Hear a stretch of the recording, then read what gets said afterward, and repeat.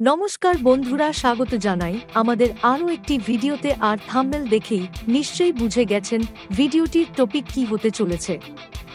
উনকোটি যাব আর হাতি দেখব না, তা তো হয় না। এবারে সত্যি হাতির সঙ্গে দেখা হয়ে গেল।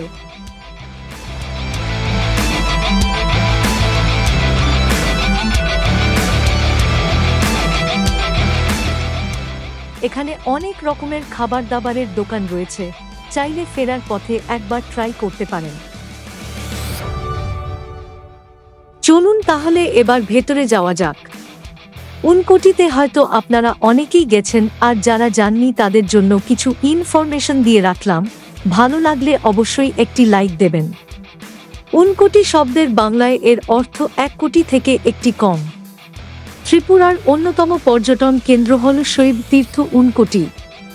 এই পর্যটন কেন্দ্রটি আগের উত্তর ত্রিপুরা জেলার এবং বর্তমান উনকোটি জেলার কৈলাসহরে অবস্থিত। হিন্দু পুরাণের এই নামকরণের কাহিনীতে কথিত আছে যে কালুকামার নামে একজন স্থাপত্যকার ছিলেন, সেই সাথে দেবী পার্বতীর ভক্ত ছিলেন। একবার দেবী মহাদেবের সাথে কৈলাসে যাচ্ছিলেন, তখন কালুকামার বায়না ধরলেন তাকে যেন তাদের সঙ্গে নেন।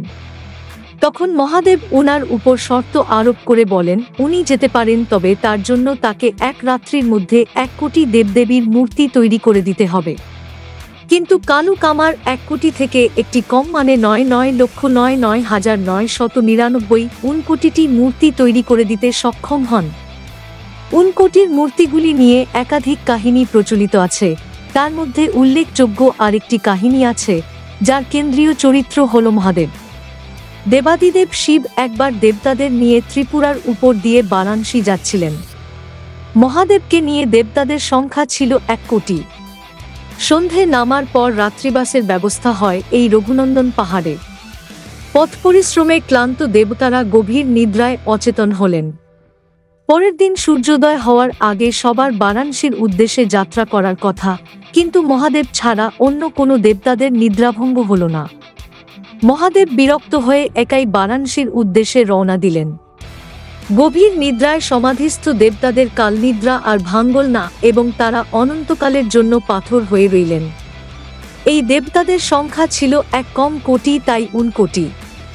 সেই থেকেই এই রঘুনন্দন পাহাড় হয়ে গেল শৈবতীর্থ উনকোটি।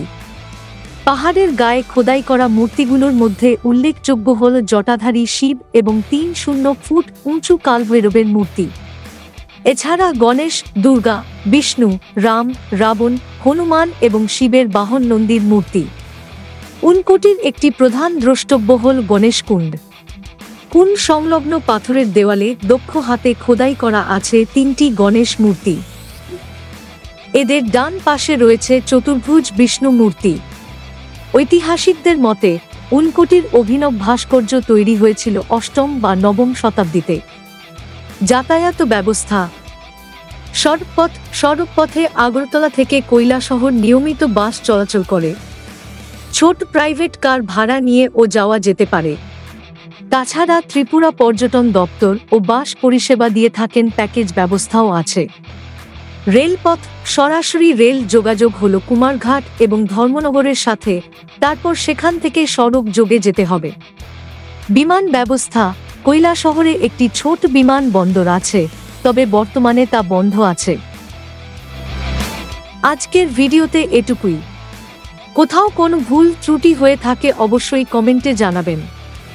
ভিডিওটি ভালো লেগে থাকলে অবশ্যই লাইক করবেন, কমেন্ট করবেন এবং আমাদের চ্যানেলটিকে সাবস্ক্রাইব করবেন। সবাই ভালো থাকুন, দেখা হবে আমাদের নেক্সট ভিডিওতে।